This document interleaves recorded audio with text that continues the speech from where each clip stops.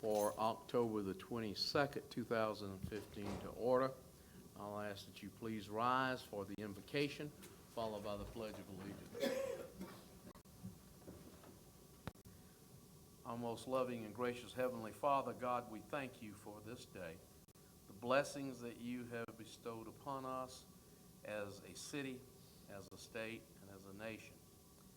Help us to always strive to do that which is right and that which is good under the guidelines that we have to work with to accomplish what is equitable for all people.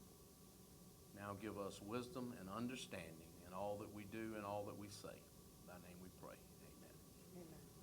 I pledge allegiance to the flag of the United States of America and to the republic for which it stands, one nation, under God, indivisible, with liberty and justice for all.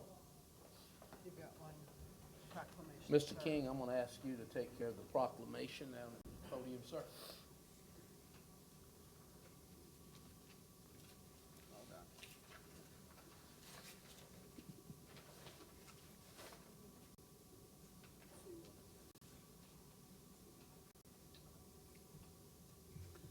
Let's see the proclamation for the Friends of the Charleston County Public Library. Would y'all please come up?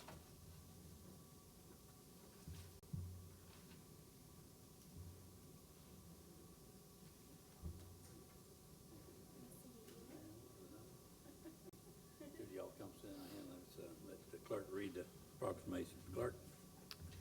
Whereas Friends of the Charleston County Public Library raise money that enables our library to move from good to great, providing the resources for additional programming, support for children's summer reading, and special events throughout the year.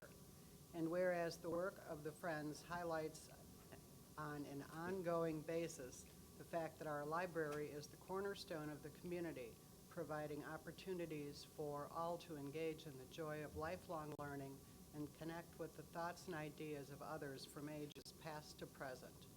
And whereas the Friends understand the critical importance of well-funded libraries and advocate to ensure that our libraries get the resources it needs to provide a wide variety of services to all ages, including access to print and electronic materials, along with expert assistance in research, readers advisory, and children's services.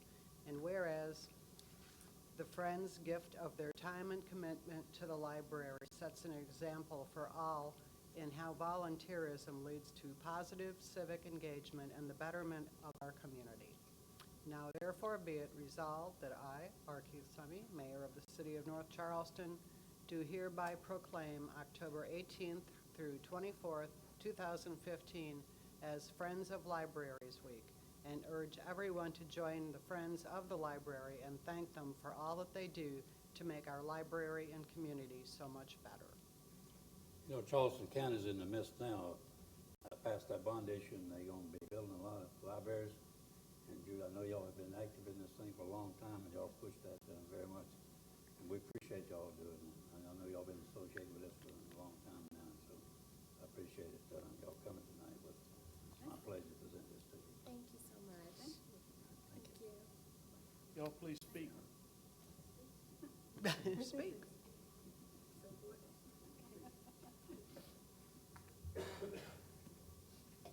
Well, my name is Brittany Mathis, and I am the Executive Director of the Friends of the Library. And I'm here with Judy Epps, one of our board members.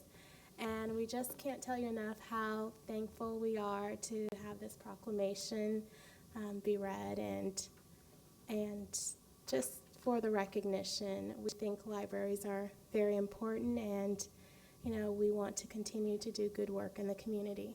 So thank you so much. Thank you. Judy, it's always good to see you too, Dawn. Judy is a North Charleston representative on the library board. Her claim to fame is she's married to the emphasis George Epps, and we appreciate her putting up with him all these years. All right. Clerk, please continue with the printed agenda. Item 1 is a request to approve the minutes of the October 8th, 2015 City Council meeting. Move for approval. Second. Motion and a second. Clerk, please call the roll. Mr. Astle? Aye. Ms. Jerome? Aye. Mr. Brinson? Aye. Ms. Williams? Mr. Hart? Aye. Mr. King? Aye. Mr. Brown? Aye. Mayor Summy? Aye. Motion carries unanimously. Item 2 is the final reading of an ordinance rezoning the property addressed as 5601 Rivers Avenue and 5546 Woodbine Avenue from B2 General Business to B3 Commercial, Recreation, and Highway-Oriented Uses, and a concurrent amendment to the Comprehensive Plan's future land use map for the same parcels, changing from major business retail to highway-oriented use. Motion and a second. Any discussion? Hearing none, the clerk please call the roll. Mr. Astle? Aye. Ms. Jerome? Aye. Mr. Brinson? Ms. Williams? Mr. Hart? Mr. King? Mr. Brown? Aye. Mayor Summy? Aye. Motion carries unanimously. Item 3 is the first reading of an ordinance authorizing and directing the abandonment of a portion of Patriot Boulevard right-of-way and accepting a new right-of-way. Second. Motion and a second. Any discussion? Hearing none, the clerk please call the roll. Mr. Astle? Aye. Ms. Jerome? Aye. Mr. Brinson? Aye. Ms. Williams? Mr. Hart? Mr. King? Mr. Brown? Aye. Mayor Summy? Aye. Motion carries unanimously. Item 4 is the first reading of an ordinance authorizing the mayor to execute a lease extension between the City of North Charleston and the CHEP Charleston Corporation. Hear a motion? So moved. Have a motion and a second. Any discussion? Hearing none, the clerk please call the roll. Mr. Astle? Aye. Ms. Jerome? Aye. Mr. Brinson? Aye. Ms. Williams? Mr. Hart? Mr. King? Mr. Brown? Aye. Mayor Summy? Aye. Motion carries unanimously. I'm going to ask the clerk to give us items 5 through 14 collectively by title only. Item 5 is a resolution authorizing the city to accept the United States Department of Justice COPS Hiring Program grant for the hiring of 15 police officers. Item 6 is a resolution authorizing the mayor to enter into a special construction agreement with AT&T for undergrounding on West Montague Avenue between International Boulevard and I-526. Item 7 is a resolution authorizing the mayor to enter into agreements covering area lighting with SCE&G for Westcott, Chase Subdivision, and Sunrise at Westcott Plantation. Item 8 is a request to approve the Employees Benefit Insurance Consultant Services Evaluation Committee members. Item 9 is a request to approve the purchase of street signs. Number 10 is a request to approve change order number 10 to the North Side and Future Drive Division 2 and 3 project. 11 is a request to approve the funding to develop a master plan for the area north of Noisette Creek on the former naval base. 12 is a request to approve the bid award for the Minor Crosby Community Center walking trail. 13 is a request to approve the bid award for modifications and upgrades to the plumbing, electrical, and mechanical system at Quarters K. And 14 is a request to adjust the funding location for the express bus route number 3 on Dorchester Road. Not 15? Through 14. Okay. Hear a motion. Second. Motion and a second. Any discussion on any of the items 5 through 14? Hearing none, the clerk please call the roll. Mr. Astle? Aye. Ms. Jerome? Aye. Mr. Brinson? Aye. Ms. Williams? Mr. Hart? Mr. King? Mr. Brown? Aye. Mayor Summy? Aye. Motion carries unanimously. Item 15 is a request to approve the 3rd annual Rockabilly Festival to be held in East Montague Avenue's Old North Charleston Business District. have a motion? Motion and a second, any discussion? Mr. Mayor, Yes, sir. what is the kind of the basis for this name, Rockabilla Q? I mean, I understand the play on barbecue, but who's the bill in this Billa-Q? It's a combination of barbecue, music, entertainment, not too unlike what we had the other night when we had the, what kind of things you call those walking around? Yeah, they scary. And it's usually all of them are well attended, and it gets the vendors, businesses on the street all benefit from it, and they enjoy it, and it lasts 2 or 3 hours, and then the street opens back up completely. A car show. Yeah, we got a car show, which the mayor enjoys. Any other questions? Hearing none, the clerk please call the roll. Mr. Estill? Aye. Mr. Rowe? Aye. Mr. Brinson? Aye. Ms. Williams? Aye. Mr. Hart? Mr. King? Mr. Brown? Aye. Mayor Summy. Aye. Motion carries unanimously. We have 4 individuals that have requested to speak. I will remind you that you have 3 minutes. When you call forward, please come forward, state your name and address for the record, and give us your remarks, and we're going to turn this around where you can address council. First speaker is Marie Hendrickson.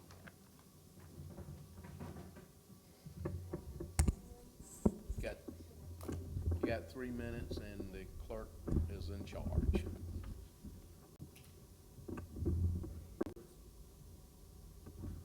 So I get to speak to y'all.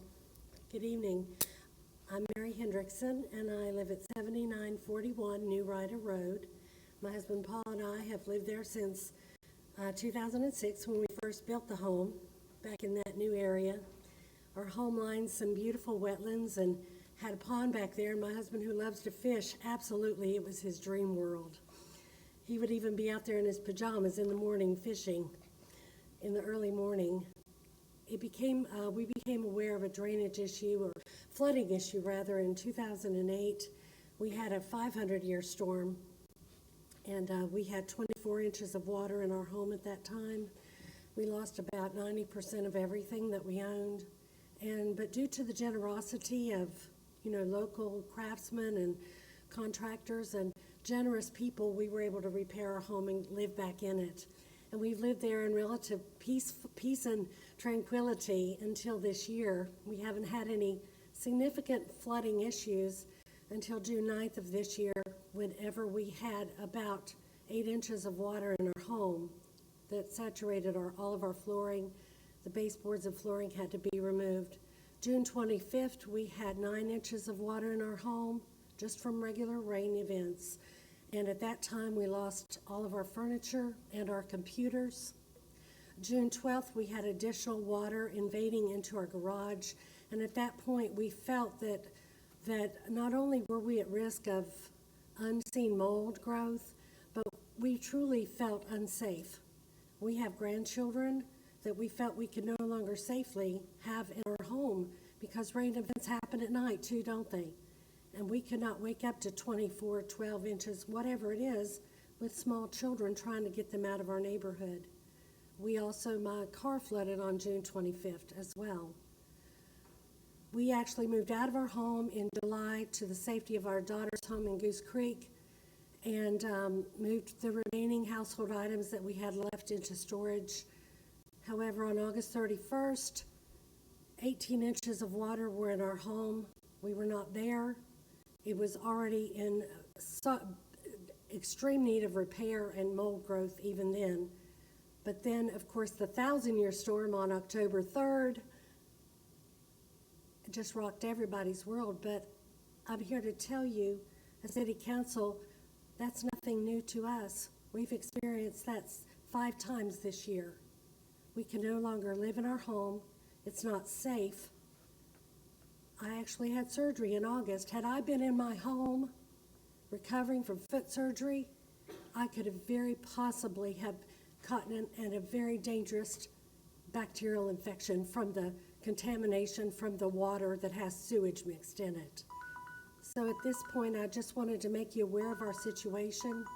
I don't know what help there is, but at least we would just ask that you, whatever could be done for our neighborhood, we appreciate. Thank you, ma'am. Our next speaker is Kenneth Frost.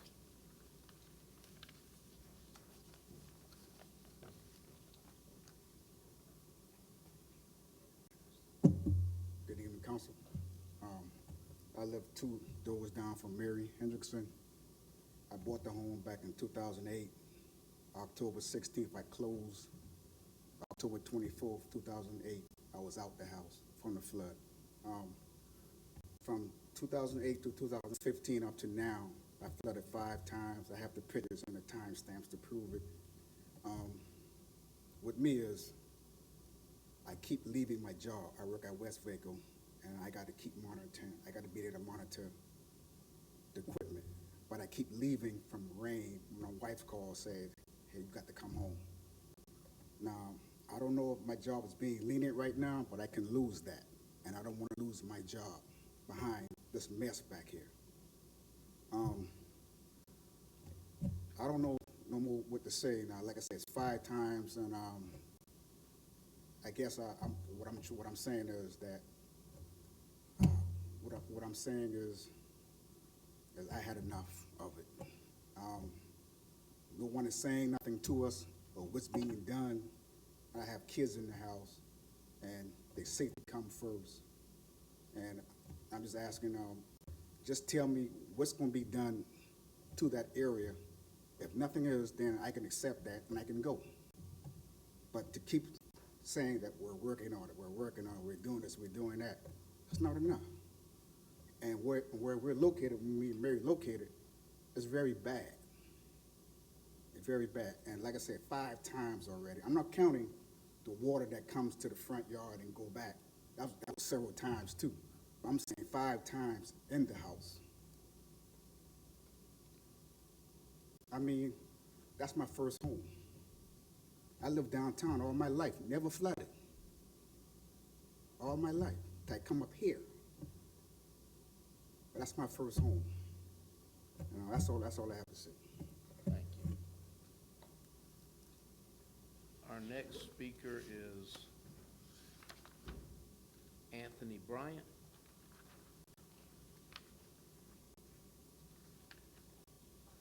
Thank this council always. I wanted to let Mayor Summey know that the information I did give to Mayor Summey regarding records, that when you do an actual report, you have to redact that record. And we hope that there's a resolution put in place to redact those records if they're false. And so I want Ms. Williams to take a look at it if it comes from a third party, which could be a school district or whatever that is. And if that is an error, then we need to take care of that immediately to ensure that it's not brought up over and over again.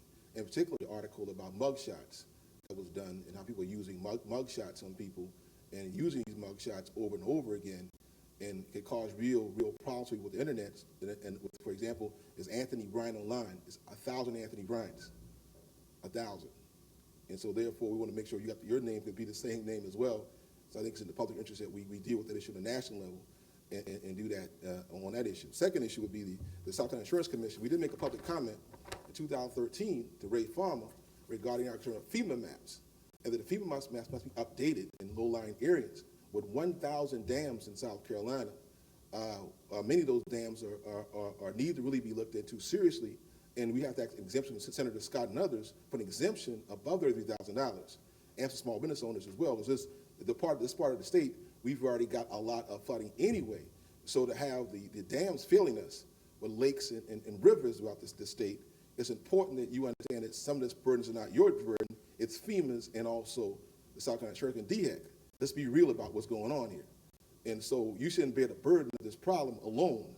As a resolution has to take place immediately, so the governor, Ray Farmer, understand clearly, State Farm Insurance and alternate insurance cut their rates of assuring house $300,000 under $100,000. Many people under $300,000 will suffer greatly without having the necessary insurance for their flood insurance. That Hurricane Katrina happened, you have no flood elevations go up higher, then you're going to lose your house because you can't meet the elevation requirements that's required to rebuild your house over again.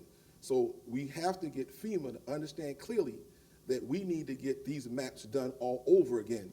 And Senator Scott's office is upstairs. I know for a fact you're very close, Senator Scott. It's important that he advocate immediately while we got the attention of the country regarding these flood maps, immediately.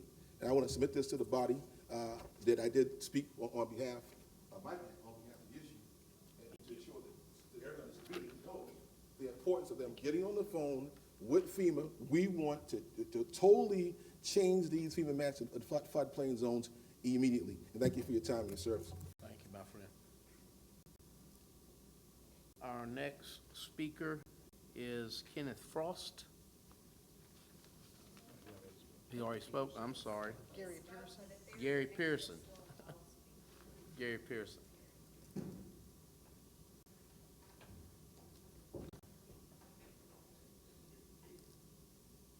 Mayor, members of the board, my name is Petty Officer Pearson. I'm stationed at the Joint Naval Reserve Base at the Brig.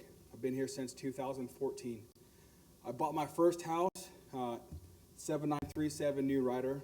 It's supposed to be my forever home. Unfortunately, it doesn't look like that. I've been deployed to Southwest Asia 5 times in support of my country. To do the same things indirectly that you do here, directly. And I love my country, and I love North Charleston, and I love New Rider. I can't live there knowing that I've flooded 5 times since June 9th. It's very emotional for me because I use my VA loan, something that I've worked hard for over 13 and a half years, and this being my first house. My wife's pregnant. She's a nurse. You know, she works local, and her being pregnant is a safety hazard because I can't sleep when it rains. Every time it rains, I wake up. At 2 o'clock in the morning, 3 o'clock in the morning, I have people from the Brig calling me, hey man, hey mate, are you okay? Do you need help? I just want to know what's getting done. There's a million different solutions, and I'm not saying that it's not happening fast enough, and maybe this is the first time, Mayor, you're hearing about it, other than the incidents that happened prior to this.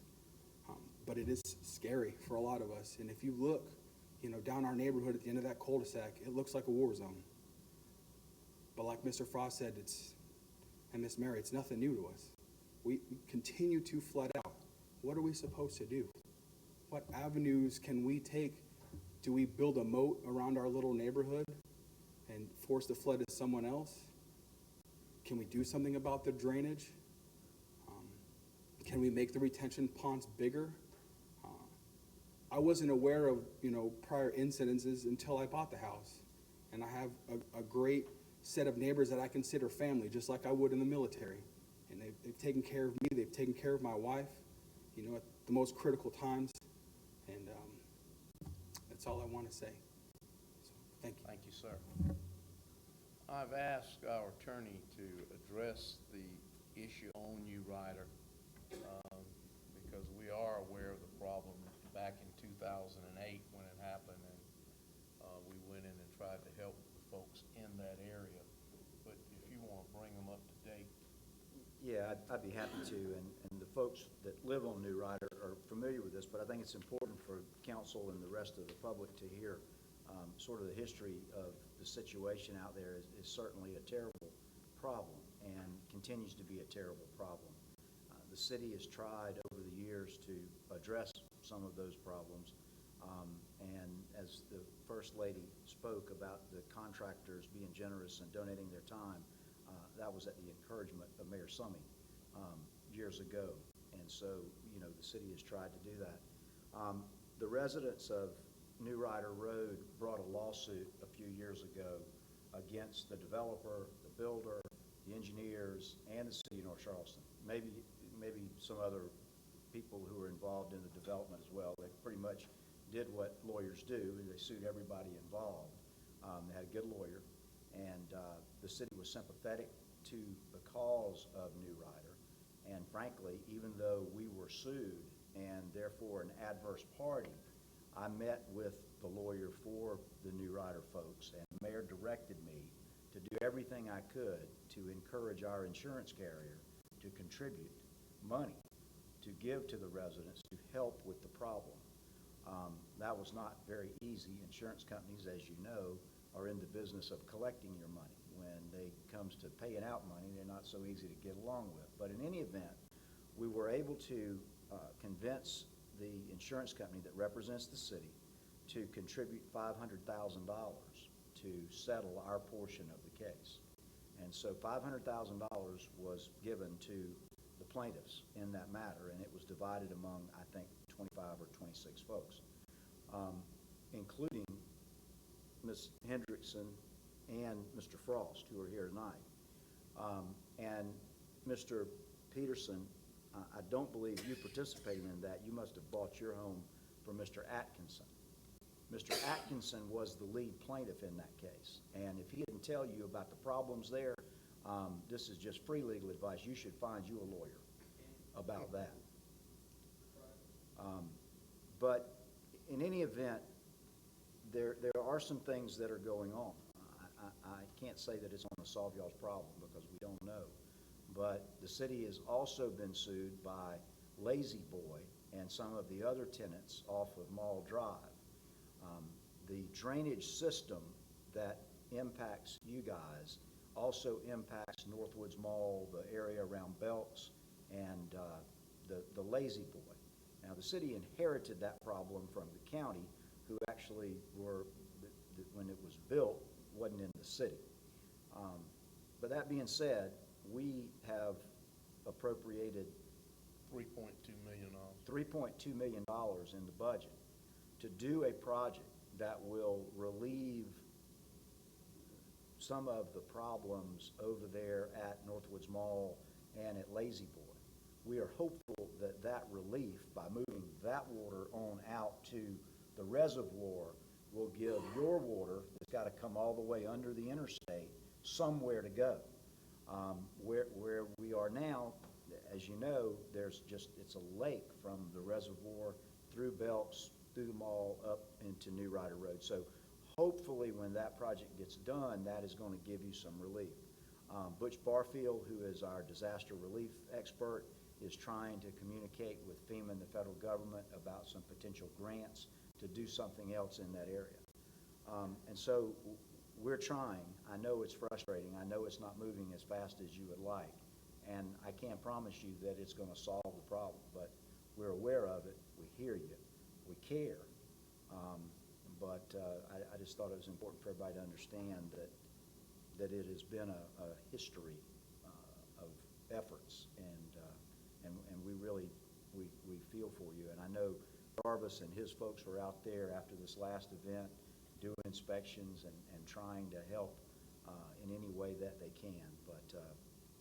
So we're aware of it. That's sort of where we are. The biggest problem we've had is with Belk, to be honest with you, allowing us to go through their parking lot. I think their mindset may have changed because they flooded this time. And now it looks like they may be willing to let us. One of the things that I'm not an engineer by any figure or imagination, but one of the things I've had to learn about drainage is that a natural open ditch works better than a piped ditch, because in a pipe, about 3/4 of it carries water, the other quarter carries air, and so it restricts the flow. And if you have a flooding situation, it goes out of the bank and immediately recedes back when the rain stops. And so we've been trying to do a canal basically through that parking lot, with building a bridge over it and what have you, so they don't lose any customer accessibility and all that. But and we've even talked with the other property owners about working with them to try to get that done. And we believe now it is engaged. We actually appropriated $3.2 million last year when we did our bond bill to do that project. But we can't do it unless they give us an easement through their property. And hopefully, we believe we're 95% closer than we were last year at this time. And as soon as we get it, we know what we need to do. Hopefully, and there's no guarantee this will eliminate all of your problems. We're not going to lie to you. We don't know. We do know that we're going to do what we can, and we do believe that that's one of the problems.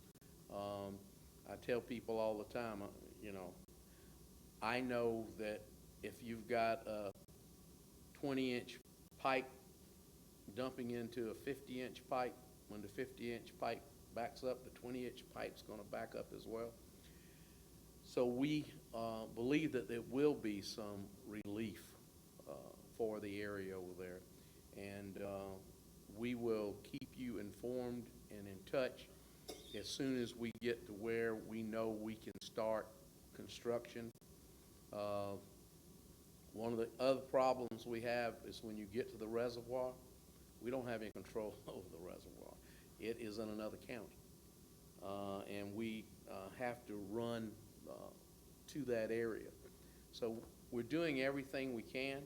I know it's not fast enough. I remember going out there in 2008 and meeting with a lot of you. Darbus worked very hard to get contractors and other people to try to help you. The other thing I advise you, I live on a little hill, the only little hill in my neighborhood, and I'm never going to flood. But let me tell you something, I've got flood insurance. And the whole reason is I'm not going to ever have any insurance company tell me I'm not covered. And my daughter's house flooded this year. She's only been in it 4 months, and it's a good awakening for her as a young woman. But we will do everything we can to eliminate the problem, but it's not a simple fix. So we just wanted you to know that. Thank you. Anything else to come before council?